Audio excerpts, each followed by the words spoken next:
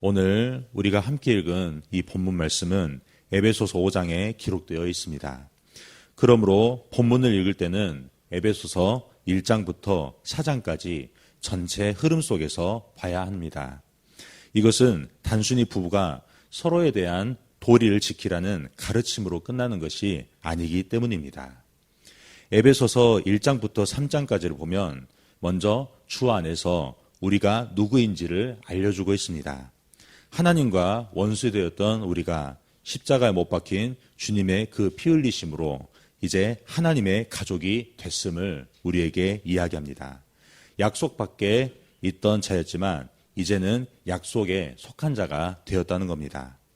그리고 4장에서는 이렇게 이야기하고 있습니다. 무엇입니까? 바로 너희가 부르심을 받은 일에 합당하게 행하라고 이야기하고 있습니다. 하나님에 대해 산 자답게 그리고 약속 안에 속한 자답게 바로 살아갈 수 있다는 것을 우리에게 이야기하고 있습니다. 에베소서 5장 17절입니다. 그러므로 어리석은 자가 되지 말고 오직 주의 뜻이 무엇인가 이해하라. 여기서 어리석은 자가 되지 말라는 것이 무엇입니까? 바로 잊어버리지 말라는 뜻입니다. 하나님에 대해서 산 자인 너가 누구인지 잊지 말고 살라는 것입니다. 바로 하나님의 약속 안에 있는 너 자신을 잊지 말라는 겁니다. 그리고 오직 주의 뜻이 무엇인가를 이해하라고 이야기하고 있습니다. 어떻게 우리가 이 주의 뜻을 이해할 수 있는 것입니까? 18절 말씀입니다. 술 취하지 말라 이는 방탕한 것이니 오직 성령으로 충만함을 받으라라고 말씀합니다. 바로 우리에게 성령 충만이 필요하다는 겁니다. 성령 충만은 무엇입니까? 현실을 떠나 신비한 현실이나 감정에 빠져 있는 것이 아닙니다.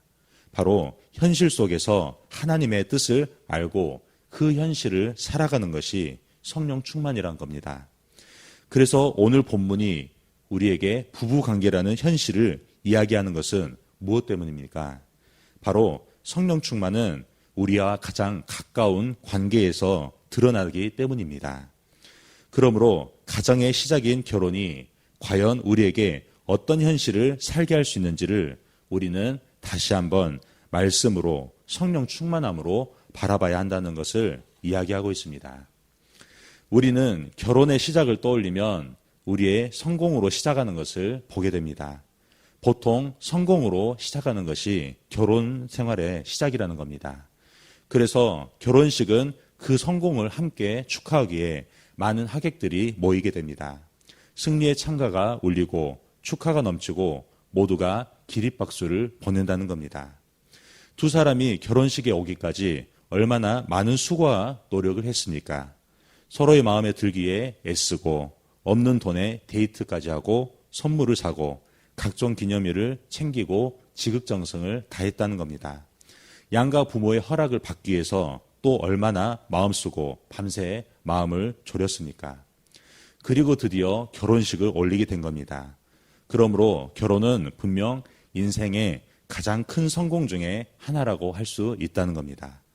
그러나 그 결혼의 성공의 그 기쁨은 오래 가지 않는다는 겁니다. 왜냐하면 결혼식 다음 날부터 결혼 생활이 시작되기 때문입니다. 어렵게 성공한 결혼이 분명 우리에게 행복한 결혼 생활을 만들어줄 줄 알았습니다. 그러나 그 행복은 잠시뿐 얼마 가지 않아 갈등이 시작되게 된다는 겁니다. 연애할 때는 그렇게 모든 것이 잘 맞았던 사람이 결혼하니 맞는 것이 하나도 없게 됨을 보게 됩니다. 자고 일어난 시간부터 다릅니다. 돈 쓰는 방식부터 다릅니다. 감정을 표현하는 방식도 문제를 대하는 태도와 해결하는 방법까지 모조리 다르다는 겁니다. 그러다 보면 우리 마음속에서는 이런 말이 올라올 때가 있다는 겁니다. 왜 저 사람은 또 저렇게 말을 할까? 내가 몇 번이나 말했는데 왜 아직도 안 고치지? 나를 살아가는 게 다를 걸까? 나를 무시하는 걸까? 이런 어느 순간부터 배우자에 대한 그 판단들이 계속해서 우리 마음속에 올라온다는 겁니다. 우리는 어느 순간 배우자를 죄인 대하듯 대하고 있는 모습을 보게 됩니다. 그리고 자신은 판사의 자리에 앉아있는 것도 보게 됩니다. 죄인으로 판결하기 위해 배우자의 말 한마디와 행동 하나하나가 내 머릿속에 증거로 들어온다는 겁니다. 그리고 마음속 법정에서 계속 판결합니다. 그건 틀렸어. 왜 그렇게 하지? 그것 때문에 내가 힘들어. 그렇게 배우자를 판사 앞에 서 있는 죄인처럼 우리는 어느 순간 만들어 버린다는 겁니다. 그렇다면 왜 우리가 이렇게 변해버린 겁니까? 바로 내가 배우자의 구원자가 되려고 하기 때문에 우리는 어느 순간에 판사가 되어버린 겁니다. 내가 저 사람을 좋은 사람으로 변화시켜야 한다. 그리고 내가 저 사람을 성공시켜야 한다는 선한 책임으로 바로 그 일이 시작돼 버린 것입니다. 처음에는 그것이 사랑이었습니다. 그리고 그것이 사랑인 줄 알았습니다. 그러나 시간이 지나면 그것이 어느 순간 정죄로 둔갑해 버린다는 겁니다. 배우자를 변화시키려다가 배우자를 정죄합니다. 배우자를 성공시키려다가 배우자를 망하게 합니다. 배우자를 구원자가 되게 하려다가 배우자의 심판자가 어느 순간 내가 되어버린다는 겁니다. 그러다가 어느 순간 자기 자신을 바라봅니다. 아무리 악을 쓰고 화를 내고 애를 써도 바뀌지 않는 배우자를 내가 바꾸려 가다가 오히려 더 악질이 되어가는 자기 자신을 보게 된다는 겁니다. 그때 우리는 로마서 7장에 탄식을 하게 됩니다. 오호라, 나는 곤고한 사람이로다. 누가 이 사망의 몸에서 나를 건져내라. 바로 그 자리에서 우리는 깨닫게 됩니다. 아, 내가 구원자가 되려고 했구나. 내가 하나님의 자리에 앉으려고 했구나. 그 벼랑 끝에서 우리는 비로소 항복하게 된다는 겁니다. 그리고 그 자리에서 비로소 말씀이 전해주는 그 복음이 들리기 시작한다는 겁니다. 로마서 8장 1절 말씀입니다. 그러므로 이제 그리스도 예수 안에 있는 자에게는 결코 정죄함이 없나니 이는 그리스도 예수 안에 있는 생명의 성령의 법이 죄와 사망의 법에서 너를 해방하였음이라. 예수 그리스도가 비로소 우리 부부의 구원자인 줄, 오직 예수께서만 우리 부부의 구원자가 되시는 줄 알게 된다는 겁니다. 그토록 오랜 시간 집요하게 배우자의 구원자가 되려고 했습니다. 그러나 결국은 심판자가 되어버린 나 자신을 예수 앞에 내려놓는 것입니다. 변하지 않는 배우자 때문에 망할 것만 같던 내 자신의 두려움을 비로소 우리 주님께 내려놓게 된다는 겁니다. 그리고 이렇게 고백하게 됩니다. 주님, 저는 구원자가 아닙니다. 저는 저 사람을 고칠 수 없습니다. 저 사람의 구원자도 그리고 저의 구원자도 바로 예수님 뿐이라고 고백하게 됩니다. 그때 우리는 어떻게 됩니까? 비로소 자유가 옵니다. 배우자를 향한 정죄를 내려놓습니다. 왜냐하면 내가 배우자에 대해 가졌던 불만과 불평, 그리고 비난과 정죄거리를 주님께서 이미 십자가에서 담당하셨다는 것을 알게 되기 때문입니다. 그러므로 결혼 생활에서 가장 중요한 것은 이것입니다. 남편은 아내의 구원자가 아닙니다. 또한 아내도 남편의 구원자가 아닙니다. 우리의 구원자는 오직 예수 그리스도 뿐이십니다. 하나님께서 우리를 짝지어 주신 것이 바로 이 이유입니다. 서로를 구원하라고 결혼시킨 것이 아닙니다. 함께 구원자이신 예수를 바라보라고 부부되게 하심을 허락하신 겁니다. 그래서 결혼 생활의 기도는 이제 이렇게 바뀔 수 있습니다.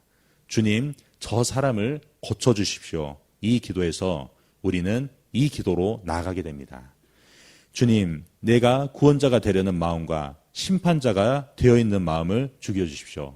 그리고 이제 예수님만 우리의 구원자임을 믿으며 살게 해주십시오. 라고 기도할 수 있다는 겁니다. 갈라디아서 2장 20절 말씀입니다. 이제 내가 육체 가운데 사는 것은 나를 사랑하사 나를 위하여 자기 자신을 버리신 하나님의 아들을 믿는 믿음 안에서 사는 것이라. 아멘. 결혼 생활은 예수를 구원자로 믿으며 사는 것임을 우리가 비로소 고백하게 됩니다. 하나님께서 우리를 위해 구원의 일을 하고 계신다는 것을 결혼 생활을 통해 다시 한번 부부가 함께 바라본다는 것입니다. 그리고 매 순간 그 사실을 믿으면서 사는 것입니다. 그러면 우리는 그것을 어떻게 믿을 수 있습니까? 로마서 8장 31절입니다. 그런즉 이 일에 대하여 우리가 무슨 말 하리요? 만일 하나님이 우리를 위하시면 누가 우리를 대적하리요? 자기 아들을 아끼지 아니하시고 우리 모든 사람을 위하여 내주시니가 어찌 그 아들과 함께 모든 것을 우리에게 주시지 아니하겠느냐라고 말씀합니다. 바로 예수님을 보면 우리가 그 사실을 비로소 믿을 수 있다는 겁니다. 하나님이 우리를 위하신다는 가장 큰 증거는 바로 십자가의 예수이기 때문입니다. 그러므로 십자가의 예수를 알아버리면 우리가 믿음으로 살 수 있으며 어떠한 상황에서든지 우리는 참을 수 있다는 겁니다. 그래서 오늘 본문의 중심에도 십자가의 예수님이 계심을 우리에게 말씀합니다. 22절입니다. 아내들이여 자기 남편에게 복종하기를 주께 하듯하라. 그리고 25절입니다. 남편들아 아내 사랑하기를 그리스도께서 교회를 사랑하시고 그 교회를 위하여 자신을 주신같이 하라라고 말씀하고 계십니다. 여기에서 중심은 단순히 아내는 복종하라 그리고 남편은 사랑하라라고 이야기하는 게 아닙니다. 바로 예수님이 누구신지를 이야기하고 있다는 겁니다. 아내의 복종은 남편이 완벽하기 때문에 하는 것이 아닙니다. 바로 죽게 하듯 하는 것이기 때문에 우리는 예수님이 하나님께 그렇게 순종하였듯이 우리는 바로 아내가 남편에게 복종하는 것을 경험할 수 있다는 겁니다. 교회가 우리 예수 그리스도께 복종하듯이 비로소 내 삶에서도 남편에게 복종하는 그 삶이 드러나게 된다는 겁니다. 남편의 사랑은 무엇입니까? 아내가 사랑받을 만하기 때문에 하는 것이 아닙니다. 우리 하나님께서 우리를 사랑하셨기에 예수 그리스도를 내어주시듯이 그리고 예수 그리스도께서 교회를 위하여 마땅히 그 십자가를 짊어지시고 죽으셨듯이 그리스도께서 자신을 내어주신 그 사랑이 남편 안에서 아내를 향해 나온다는 겁니다. 그러므로 에베소서 5장의 부부관계는 권력의 문제가 아닙니다. 바로 복음의 문제라는 겁니다. 누가 더 높으냐의 문제가 아닙니다. 그리고 누가 더 오르냐의 문제가 아닙니다. 바로 예수 그리스도의 관계 문제라는 겁니다. 예수 그리스도가 나를 살아가시는 사랑에 내가 얼마나 잘 연결되었느냐 이 문제라는 것입니다. 그때 비로소 배우자를 어떻게 대할 것인가가 나의 삶에 그리고 서로의 삶에서 열매로 나타나게 된다는 겁니다. 부부 생활을 하다 보면 누구나 대부분 위기를 겪습니다. 더 이상 못 참겠다. 이 사람은 변하지 않는다. 그리고 용서할 수 없다. 그런데 결혼 생활의 위기는 단순히 성격 차이의 문제가 아니라는 겁니다. 그리스도와 잘 연결되어 있느냐의 문제를 얼마나 우리가 잘 바라보느냐의 그 지점으로 우리를 몰고 간다는 겁니다. 냉장고 속 음식이 썩어가는 이유는 무엇입니까? 음식이 원래 나빠서만이 아닙니다. 냉장고가 전기에 연결되어 있지 않을 때 그 냉장고 속 음식이 썩어버립니다. 아무리 좋고 신선한 음식이라도 상해버리기 마련입니다. 우리의 마음도 관계도 그렇습니다. 그리스도께 연결되어 있지 않으면 아무리 내가 성능 좋은 냉장고 같이 보여도 그리고 그 안에 들어있는 내용물이 아무리 옳고 좋은 것 같아 보여도 결국엔 상해버립니다. 변질되어 버립니다. 사랑도 상하고 말도 상하게 됩니다. 그리고 기억도 왜곡되어 버린다는 겁니다. 부부관계가 사랑의 향기, 예수 그리스도 향기가 아니라 악취가 나게 된다는 겁니다. 그러므로 우리는 이제 예수 그리스도께 연결되어야 합니다. 그때 비로소 우리 마음에 상한 마음이 눈 녹듯이 사라져버리고 새 마음이 세워지게 된다는 겁니다. 배우자를 향한 그 긍휼함과 그 짠한 마음이 생깁니다. 그 마음이 어떻습니까? 상대방을 살린다는 겁니다. 그리고 나 자신부터 먼저 살린다는 겁니다. 비로소 그 사랑의 마음이 다시 한번 부부관계를 새롭게 세운다는 겁니다. 결론입니다. 결혼 생활은 우리가 무언가를 해내는 자리가 아닙니다. 우리 힘으로 현실을 바꿔보라고 세워놓은 자리가 아닙니다. 오직 성령의 충만함으로 예수님을 바라보라고 하나님이 짝지어 주신 자리라는 겁니다. 내 안에 심판자가 죽습니다. 그리고 오직 예수님만이 나의 구원자이심을 붙들고 살아가는 자리라는 겁니다. 그리고 십자가 예수님을 통해 하나님은 우리를 그리스도 닮은 사람으로 빚어가시는 것을 보는 자리라는 겁니다. 이것이 바로 결혼 안에서 배우는 십자가의 은혜입니다. 하나님은 배우자를 바꾸기 전에 언제나 나를 그리스도께 연결시킨다는 사실을 반드시 기억하며 살아가시길 바랍니다. 그리고 이번 한 주 동안 이 은혜가 저와 여러분에게 우리 가정 안에 충만하시길 주님의 이름으로 축복합니다. 아멘. 우리 함께 기도하겠습니다. 오늘 새벽에 주신 말씀을 묵상하면서 기도하시 바랍니다. 성도님들의 가정과 직장을 위해 기도할 때 부부관계와 부모관계, 자녀관계, 모든 관계대분들을 위해서 기도하시 바랍니다.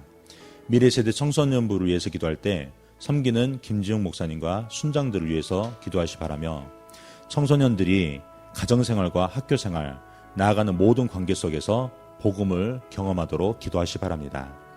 종군마을에서 기도할 때 마을장님과 순장님과 순원분들을 위해서 기도하시 바랍니다. 오늘 목요 합심기도회가 있습니다. 기도를 통해 문제보다 크신 주님께 집중하도록, 또한 담임 목사님의 건강과 성령 충만 가정을 위해서도 함께 기도하시 바랍니다. 이 나라와 민족과 북한과 열방을 위해 선교사님과 교회들을 위해 기도하시 바랍니다.